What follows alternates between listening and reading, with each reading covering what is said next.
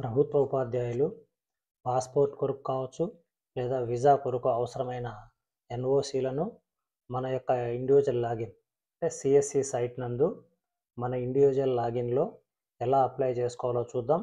మన individual లాగిన్‌లో apply చేసిన ఈ అప్లికేషను పాస్‌పోర్టు కొరకైతే డీఈఓ గారికి వెళ్ళి డీఈఓ నుండి మనకు అనెక్సర్ హెచ్ అనేది ఎన్ఓసిగా ఇవ్వడం జరుగుతుంది.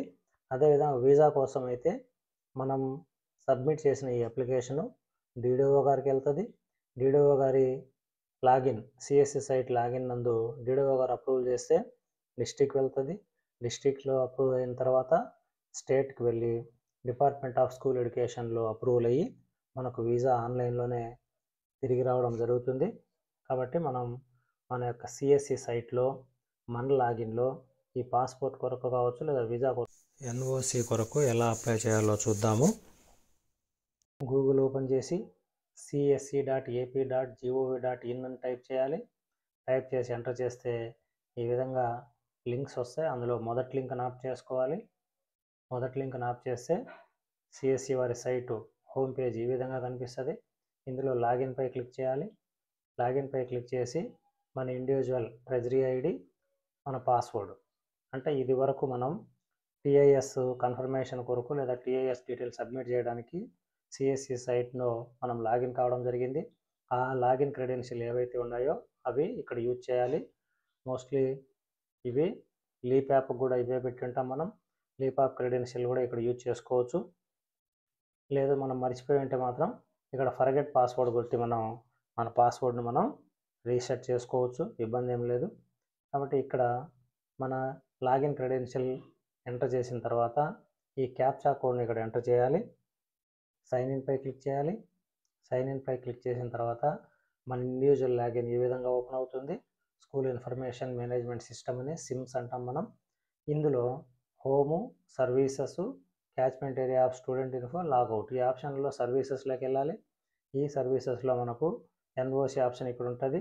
అదేవిధంగా TAS services, CCE marks, circulars and communications ఈ ఆప్షన్లో మనం అప్లై ఎన్ఓసిని ఆప్ చేసుకోవాలి.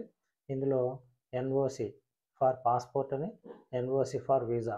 ఈ ఎన్ఓసి ఫర్ పాస్పోర్ట్ అనేది మనం ఇక్కడ అప్లై చేసిన తర్వాత డీడీఓ గారు అప్రూవల్ చేస్తే డిస్ట్రిక్ట్ వెళ్తుంది.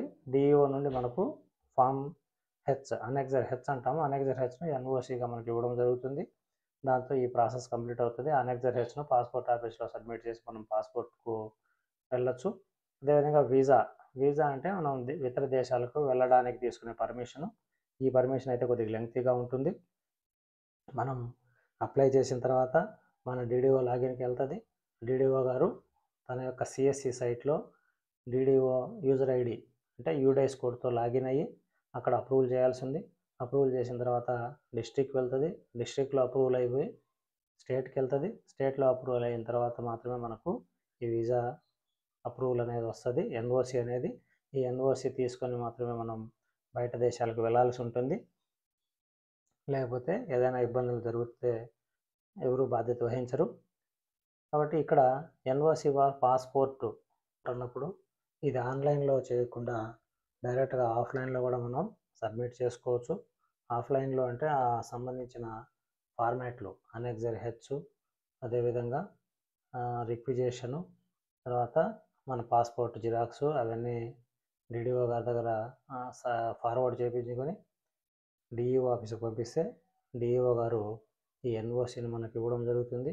అదేవిధంగా ఎన్ఓసి ఫర్ వీసా అనేది మాత్రం ఖచ్చితంగా ఆన్లైన్లో చేయాలి.